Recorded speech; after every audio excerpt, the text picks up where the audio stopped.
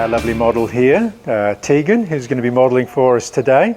And I'm going to show you that we can actually do some great portraits just in and around our house. Now I've got a background here on a light stand that we could use as a simple plain background. You could also just be using a white or a plain wall inside of your house that's near a window. Okay, a couple of things that it's important to do is to get the camera ready. The first thing I'm going to do is I'm going to take this out of program mode into aperture priority. Okay, so I can look at this through the viewfinder or on the back of the LCD screen, and we're in custom key settings here in one of the menus. Okay, I'll just press to enter that.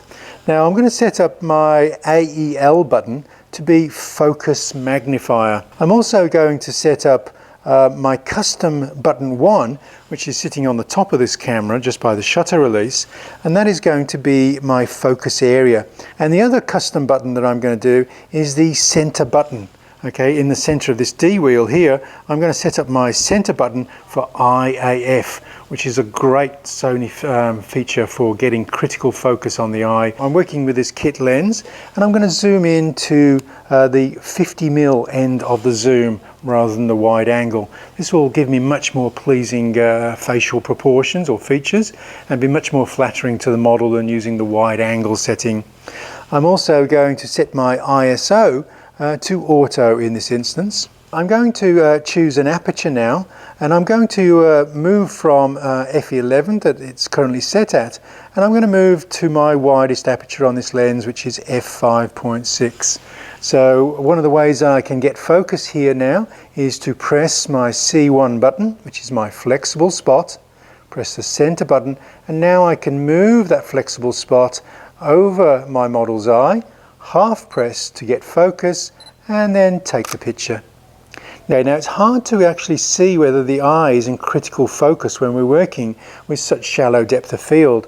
So I want to use my AEL button on the back of the camera, which I've programmed for my focus magnifier. Now again, I can roll that over Tegan's eye and press the center button, and this zooms in to 5.9 magnification on this particular camera. I can press it again, and I'm now in 11.7 times magnification.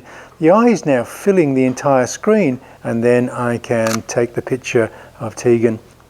Okay, now we're going to go back to autofocus. Perhaps the easiest way to get focus on the eye is this IAF. Now I've programmed the center button to be my IAF button. Now in autofocus, I simply press the center button. We snap on, a little green box appears to say the eye is in focus, and now we take the picture. And this is perhaps the easiest way to ensure those eyes are pin sharp, and so we've got that beautiful portrait that we're looking for.